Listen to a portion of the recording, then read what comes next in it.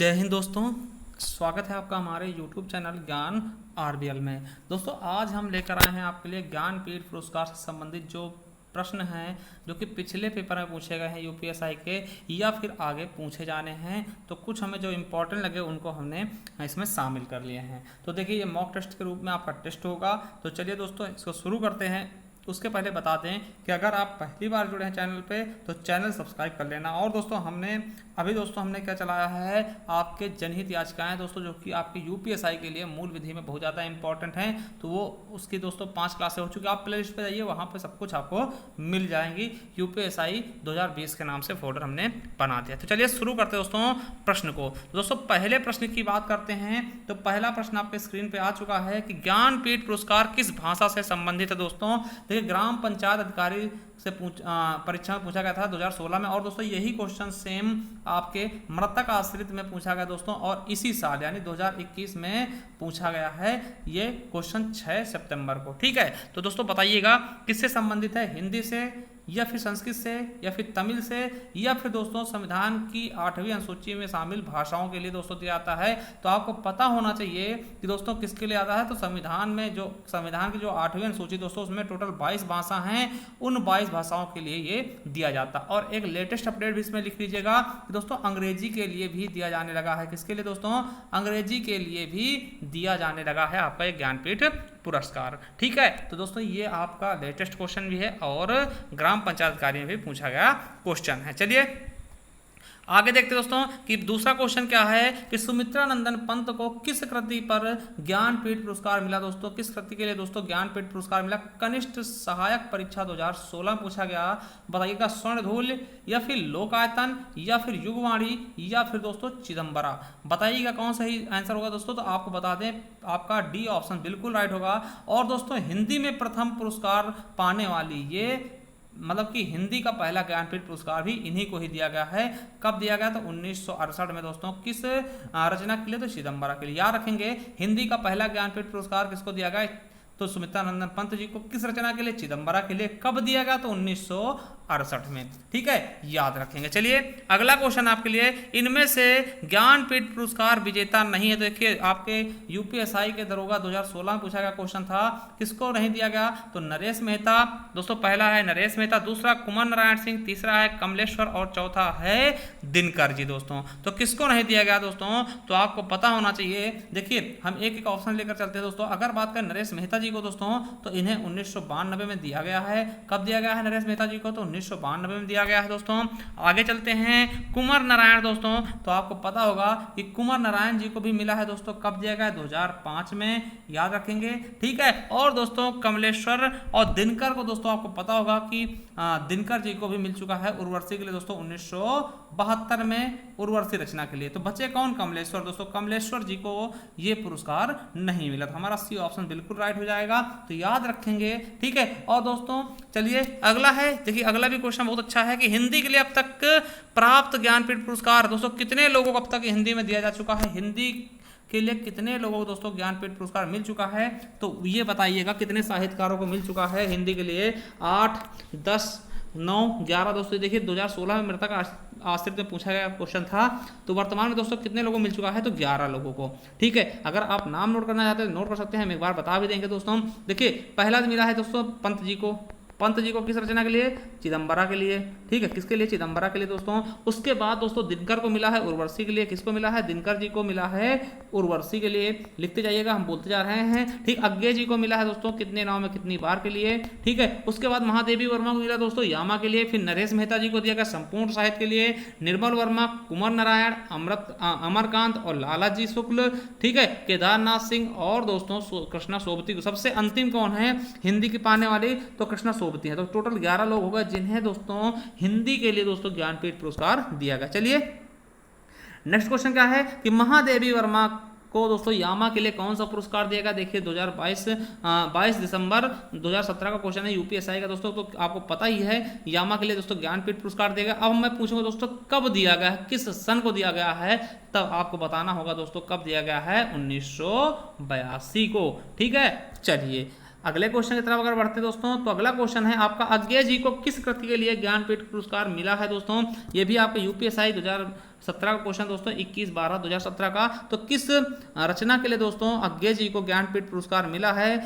महावृक्ष के नीचे, या फिर बावरा अहेरी, या कितनी नाव में कितनी बार, या फिर क्या क्योंकि मैं जानता हूं दोस्तों। तो बिल्कुल सही ऑप्शन हो जाएगा कितनी नाव में कितनी बार। दोस्तों अब सवाल उठता है कब दिया गया इसके लिए, तो आपको पता होना चाहिए 1978 में। कब दिया गया? तो 1978 में कितनी नाव में कितनी बार के लिए दोस्तों किसको? अज्ञे जी को दिया गया है। सच्चिदानंद हीरानंद वात्स्याय अज्ञे पूरा नाम है।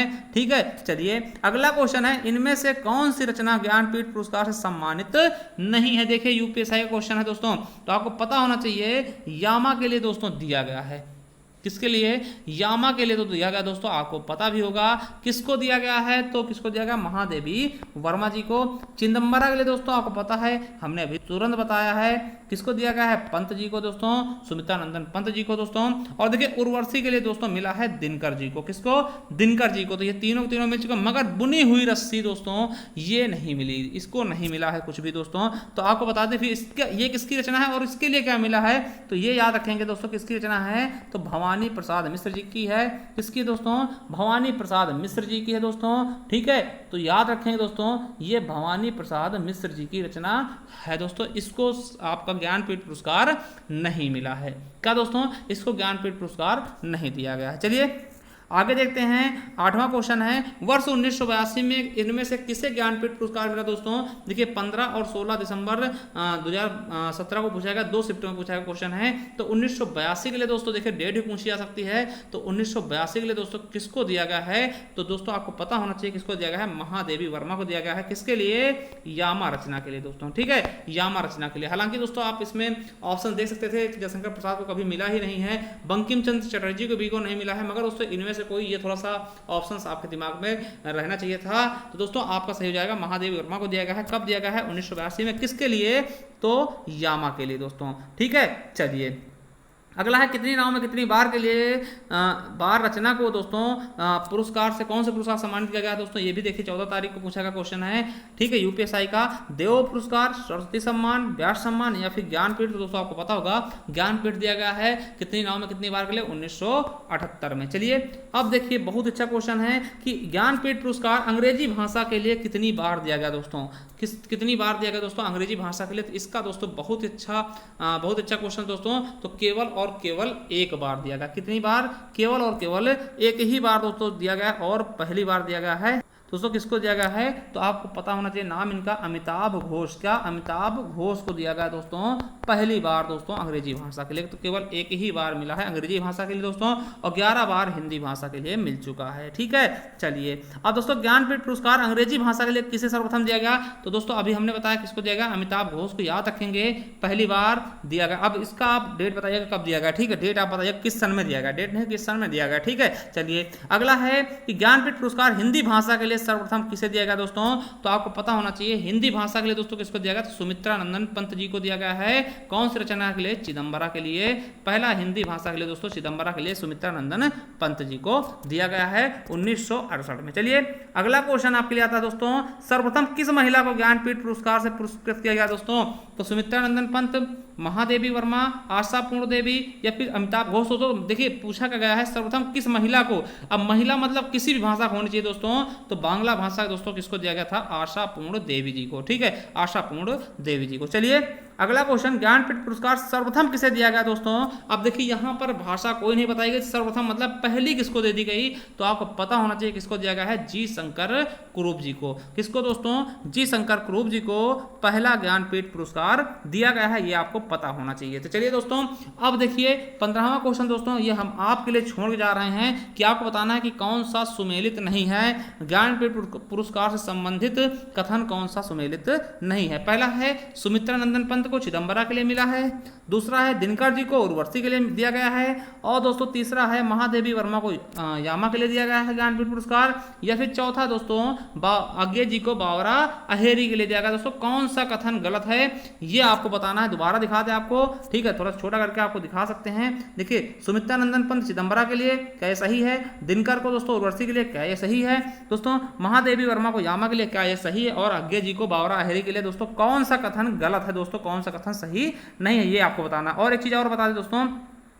कि अगर आप कहते हैं तो ज्ञानपीठ पुरस्कार के बारे में थोड़ा विस्तृत एक बार एक वीडियो लेकर आ जाएंगे, अगर आप लोग कहते हैं दोस्तों। उसके अलावा हम आपको बता दें दोस्तों, ये है हमारी ई बुक, ठीक है, ये हमारे ई बुक है। इसमें आपको सभी प्रकार के पुरस्कार, लगभग 7 से 8 तरीके के पुरस्कार आपको मिल जाएंगे इसी ई बुक में।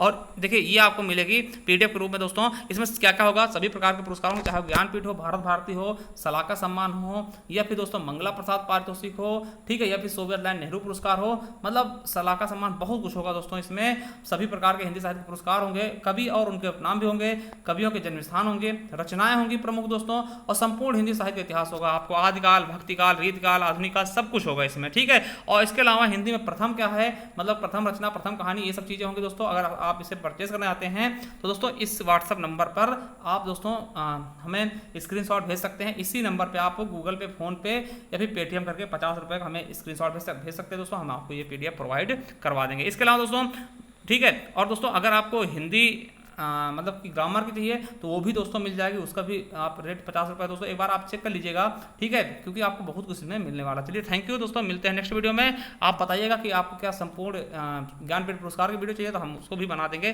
Thank you.